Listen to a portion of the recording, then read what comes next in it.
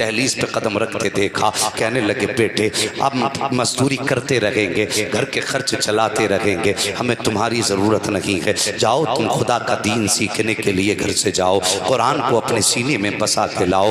جب ایک باپ بچے کے سامنے یہ خطبہ دیتا ہے، یہ جملے ارشاد فرماتا ہے، خدا کی قسم تمہیں کیا لگتا ہے اسے بیٹے کا چہرہ اچھا نہیں لگتا یا وہ بیٹے کو دیکھنا نہیں چاہتا؟ باپ بھی بیٹے کے بغیر کبھی شام کو سویا نہیں کرتا ہے، لیکن یہ قرآن کا پیار ہے، یہ دین کی محبت ہے۔ باپ نے سینے پہ پتھر رکھا، بچے کو گھر سے نکالنے کے لیے باپ تیار ہو گیا ہے۔ وہ ماں جو بیٹے کے بغیر کبھی سویا نہیں کرتی تھی، جو راتوں کو اٹھ اٹھ کے 10 بار بیٹے کو دیکھا کرتی تھی، لیکن آج جب بات قرآن کی حفظ کی آ گئی ہے، اس نے بھی بیٹے کو سینے سے لگا کے کہا لختے جگر ممتا کے اوپر میں صبر کا پتھر رکھ لوں گی، جا قرآن سیکھنے کے لیے چلا جا۔ ہم نے بچوں کے ماں باپ کو ایسی حالت میں بھی دیکھا ہے صاحب، جب بچے گھر سے نکلتے ہیں باپ اندر جا کے چھپ کے آنسو بہاتا ہے، آج میرا بیٹا مہینوں کے لیے رخصت ہو رہا ہے، آج میرا بیٹا 6 مہینے کے لیے میری آنکھوں کے سامنے سے جا رہا ہے۔ وہ باپ جو ہر شام بیٹے کا چہرہ دیکھا کرتا تھا، لیکن آج بیٹا جب مہینے کے لیے جائے گا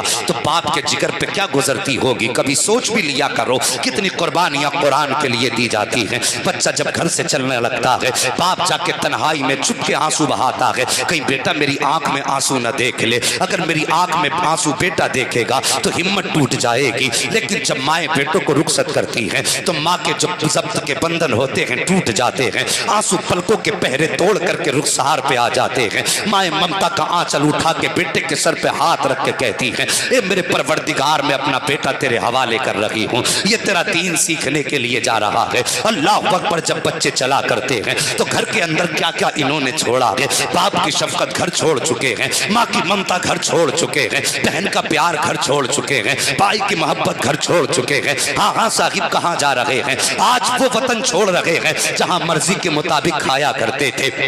نمک تیز ہے، کھانا ہٹا دیا، نہیں کھائیں گے، دوسرا تیار کیا جائے، ان کے لیے دوسرا تیار کیا گیا، بستر گرم نہیں ہے، بدلوا دیا گیا۔ لیکن آج کہاں جا رہے ہیں؟ یہ اس مدرسے میں آ رہے ہیں جہاں کوئی کھانے کو پوچھنے والا نہیں ہوتا، جہاں کوئی بستروں کا دیکھنے والا نہیں ہوتا، جب یہ رات کو سوتے ہیں تو کوئی چادر اڑانے والا نہیں ہوتا ہے، کون کس حالت میں سویا ہے آج ان کا کوئی رکھوالا نہیں ہے۔ اس مدرسے کی طرف جب یہ سفر کر کے چلتے ہیں تو میں سلام کرتا ہوں، مجھے ابھی پتا چلا کہ آپ لوگ انہیں قرآن پڑھنے والوں کو کھانا کھلایا کرتے ہیں۔ یار بڑے نصیب والے ہو، جب انہوں نے ایک باپ چھوڑا تو اسی زمین سے دوسرا شخص کھڑا ہو گیا، سینے سے بچے کو لگا کے کہا بیٹے ایک باپ چھوڑ کے آیا ہے، اداس مت ہونا، وہاں باپ چھوڑ دیا گیا، یہاں باپ مل گیا ہے، میں تجھے اولاد سمجھ کے کھانا کھلاؤں گا۔ وہ یار بچوں کی خدمت کر لیا کرو، قرآن پڑھنے والوں کا احترام کر لیا کرو، خدا کی قسم یہ بڑی عظمتوں والے ہیں۔ جب یہ گھر سے چلا کرتے ہیں، آپ اپنے گھر کے بچوں کا جائزہ لیجئے،